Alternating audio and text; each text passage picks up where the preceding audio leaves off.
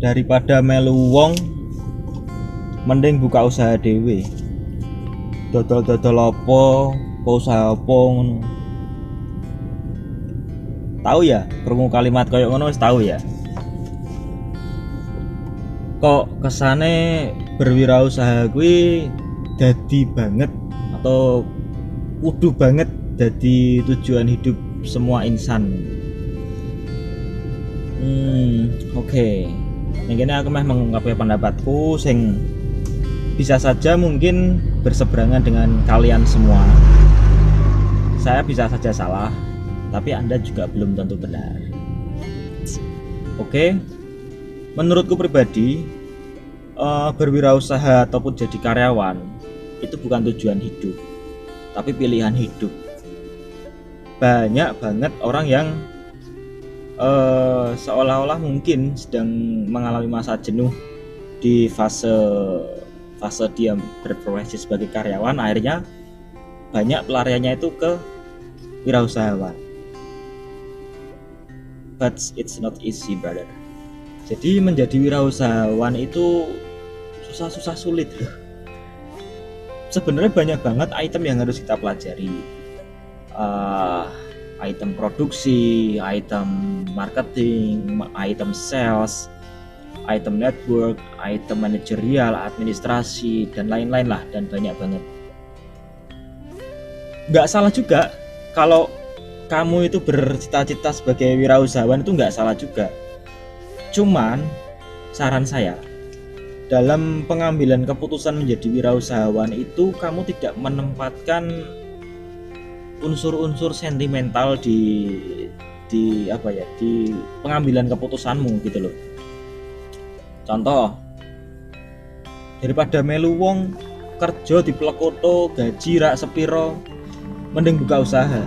Nah, itu coba kamu yang introspeksi, kamu yang ngoreksi diri, kenapa sampai segitunya. Di season itu, kalau menurutku kedua profesi ini sama-sama bagus. Berprofesi sebagai wirausahawan ataupun berprofesi sebagai karyawan, keduanya sama bagus, sama-sama mulia. Kita nggak bisa kita pungkiri juga, keduanya itu jalan rezeki dari Tuhan. Entah kita ditempatkan di yang mana kan kita nggak tahu pasti sebenarnya. Kita pun sejauh ini masih milih lah, masih milih. Tapi untuk ketentuan menurutku itu ya punyanya Tuhan semesta. Jadi itu menurutku wirausahawan itu atau menjadi karyawan itu bukan tujuan hidup tapi pilihan hidup. Sama halnya untuk menjadi karyawan, semoga pilihan Anda untuk menjadi karyawan itu tidak mempunyai unsur sentimental kepada profesi yang berseberangan, yaitu menjadi wirausahawan. Contoh, buka usaha, mending aku jadi karyawan cetok bulanannya kae buka usaha ngono tok lumangan wejek angel.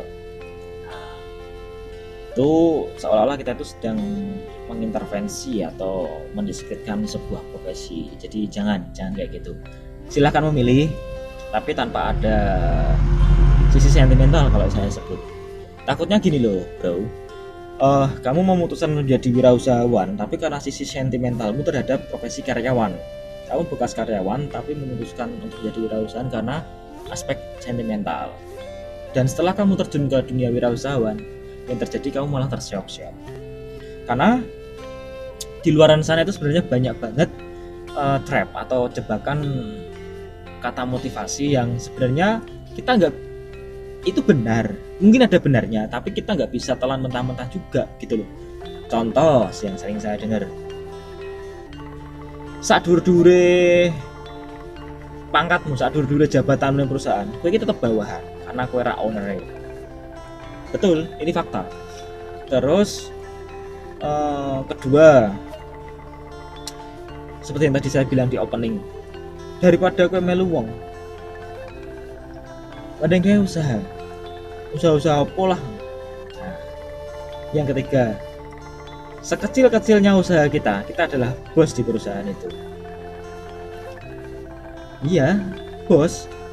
Tapi realistisnya kan kehidupan ini nggak bisa dibiayai hanya dengan status atau predikat. Kalau kita bos, terus dengan predikat itu, apakah kita menjamin untuk kelayakan hidup kita, kan nggak juga. Jadi itu hanya predikat menurut saya, bro.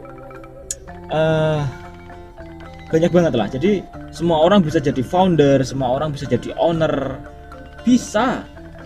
Tapi kalau kita nggak siap, apakah kita mampu untuk menghadapi gelombang-gelombang yang menghadang kita di perjalanan samudra wirausahawan kita? Kan nggak semudah itu gitu. Jadi ya sharing aja sih. Saya selalu support untuk teman-teman yang ingin berwirausaha. Bisa cek mungkin ke teman-teman saya, kalau biasanya mereka itu di suatu season saat ingin membuka wirausaha, ketemu sama saya, kita ngopi bareng, ngerokok bareng, sharing.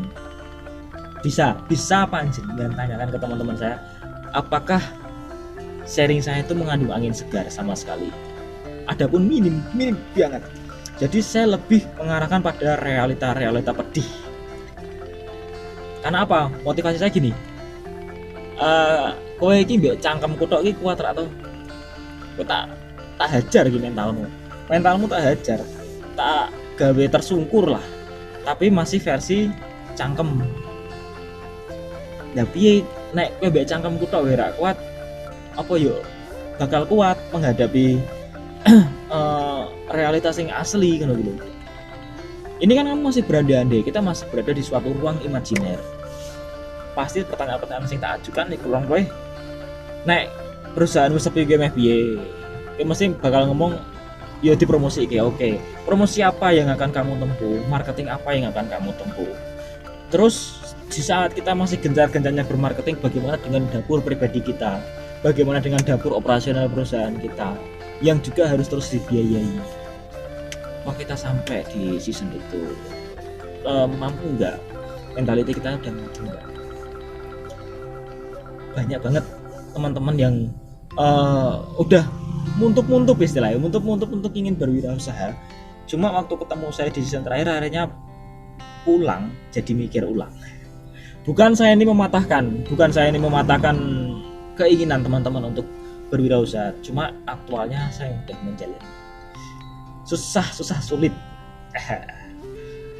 Ada gampangnya, ada asiknya banyak malah. Cuma itu bagaimana cara kita bisa mengambil.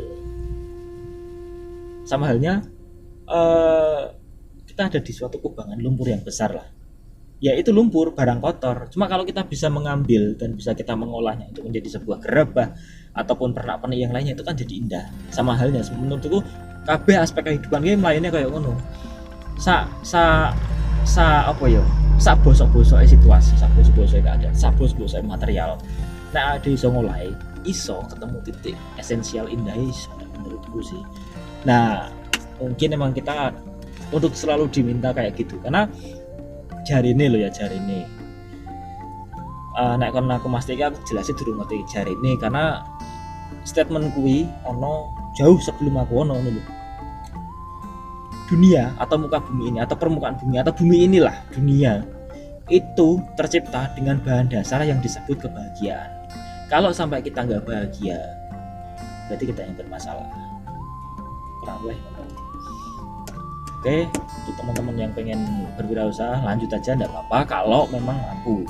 Dengan konsekuensi itu juga sudah kamu pikirkan potensi-potensi yang menggunakan kerangka fishbone atau root cause itu udah panjenengan pikirkan dan kuat. Coba aja, enggak apa-apa. Jatuh itu biasa. Loh, saya ini jatuh itu ya ada periodenya. Pasti semua usaha itu pasti ada up and down.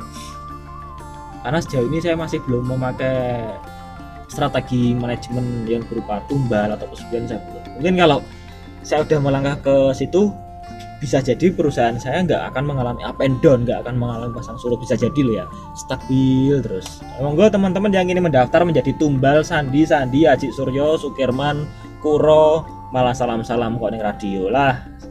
Oke, kita bisa berjumpa di kesempatan berikutnya. Nyangkem saya kok yani nyangkem ra tau nopo pine.